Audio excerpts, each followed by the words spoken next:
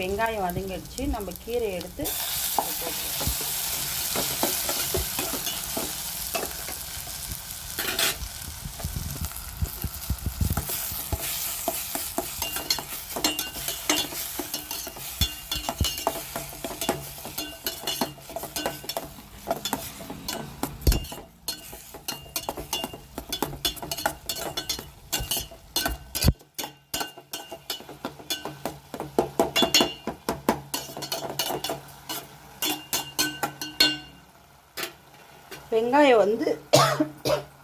வெங்காயம் வந்து நம்ம தக்காளி சாதம், வெஜிடேபிள், இந்த மாதிரி தாளிப்பு சாதம் அந்த மாதிரிலாம் செய்யும்போது வெங்காயத்தை நல்லா வதக்கலாம். ஆனால் கீரை, சாம்பார், இந்த புளிக்குழம்பு இந்த மாதிரிலாம் செய்யும்போது வெங்காயம் வந்து ஒரு 1/4 பதம் வெந்தால் கூட போதும். சாப்பிட நல்லாயிருக்கும்.